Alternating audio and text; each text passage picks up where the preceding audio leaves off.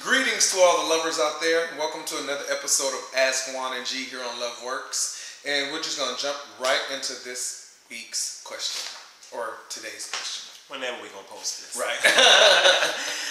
I'm currently in a 5-year relationship, and I am unsure if continuing the relationship is wise.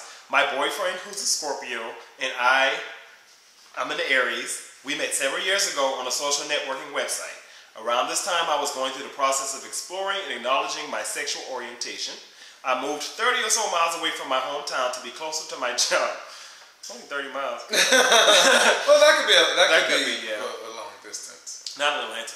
Me being a non-smoker and a very light social drinker at the time, I seldom ever left my house when I got off of work. I virtually had no friends in this city, and I was looking to find someone I could relate to for friendship or otherwise. The problem was I had no experience meeting guys. I had no idea how to go about it or where to go. I've never really had any kind of friendship with guys because I've always felt out of place around them, because most guys I knew I couldn't relate to because of those guys were only concerned with sports, girls, vulgar rap, drugs, which I had no interest at all. Eventually, I found a website for the gays to interact, and I quickly found that nearly all the guys on the site was looking to hook up, to which I wasn't interested. I eventually found a profile for a guy who was 6 years my senior, fully clothed and handsome.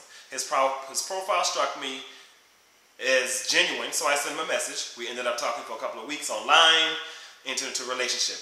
Over the course of the relationship, I was able to see that my boyfriend, as beautiful as he is, had a lot of insecurities about his body. In getting to know him, I learned that he had been cheated on in the past in every relationship he's been in, and I can't help to think that has played a role in his pessimistic point of view of life. There has been some situations where we were arguing, and things that he had said led me to question his love for himself. I have always tried to be sensitive to his feelings and tried to get him over some of the damage caused from his previous relationship. Sounds like this guy is, savior. I was just about to say, you're not his savior. Yeah. That was the first thing that came out of my mind. And I have tried my best to help him with being more comfortable about his body, but I have not been able to make him shake his I know everything negative Nancy outlook on everything. I have tried to explain to him that being negative is only attractive when it comes to STDs and that otherwise it is a turn-off. With the passing of time, I'm finding that I'm growing and expanding more as a person, and my views on things are evolving, and I'm becoming freer in myself, but as a result of my relationship, I feel that growth is being stifled. I know that feeling. My boyfriend is in a place where he's always expecting the worst, wants to argue about things, tried to flip it on me like I'm the one who's always starting arguments. It seems like a waste of time to talk to him, because with him coming from a dark place, to think he knows it all and is annoyed by my need, it's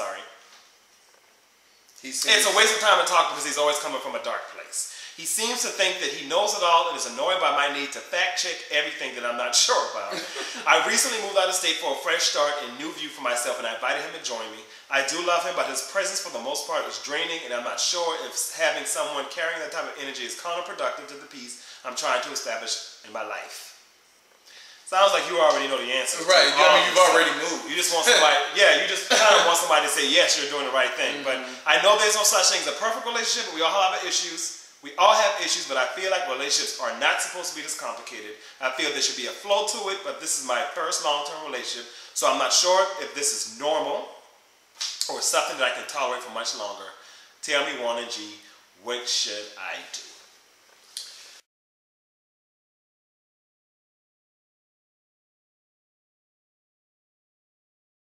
Well, I think there's a lot of issues in this letter. The first one I want to address is your need to be the savior. And on the one hand, it's natural to want better as you determine what's better for your partner. You want them to see how beautiful they are. You want them to grow. Yeah, help them get past the issues. And you should. You should. But you can't want it more than they want it. That's number one. Especially when it comes to somebody, loving their body, you ain't going to be able to do nothing about that. Exactly. You can tell me I'm beautiful all day, all night. If I feel ugly, I feel ugly. Yeah. So, unless you're a psychologist, you're not equipped to really handle those issues. The second thing, so stop trying to be a savior. That's number one. And if he's negative Nancy, pessimistic, always arguing with you. Everything in this letter is bad, bad, bad, bad, bad. So bad that you moved to get away from him, basically, even though you invited him along. That doesn't sound like a healthy relationship. It doesn't sound like you all were growing together. Yeah. You weren't on the same page. Like, how could you move and invite your boyfriend to move with that's you? a joint decision. It just decision. seems weird for you to make that decision on your own. So, especially if you guys were living together. Yeah, so it seems like you've already checked out. Yeah. And to me, that's perfectly okay. Yeah. Because he was driving you nuts. Yeah, and it's like the only reason why you're in this and you stayed in for that long because it seems you have a strong sense of loyalty, and you being loyal to him has kept you in this relationship, although it's been draining for you. Anytime you say being in a relationship with somebody is stifling my growth, it's time to get the hell on. Not all relationships are meant to last forever, and because a relationship ends does not make it a failure. Right. You know, it's taking you to a certain point in your life, and a certain growth process in your life, and sometimes it's time to leave people behind, and that is okay. Don't feel guilty about it. Not everybody is meant to be in your life forever, and it sounds like this guy is not. So I think you should just be confident and comfortable with being able to say that to him. And you know, you might think you're doing him justice by being with him, but guess what? If you don't want to be with him, you're stifling his growth as well. Yeah, I was just gonna say, you can't do anything for him anymore. And I think if there's constant tension, and especially from him, and he's always negative, and that means he's stifled and he's battling something, and he probably don't want to be with you, and that's the only way he knows how to release that tension, is to lash out or to be angry or to go off on you for fact checking. I think that's funny too, Googling everything. so it's probably in both of your best interests to just leave it alone. Just leave it alone and just part ways. So, you know, I hope you feel comfortable with that. I hope this helps. But, you know, that's what I got. Love you all. Thank you guys. Please keep sharing our videos. Ask us, LoveWorks at juanandgee.com. LoveWorks at juanandgee.com. Thank you guys. Bye.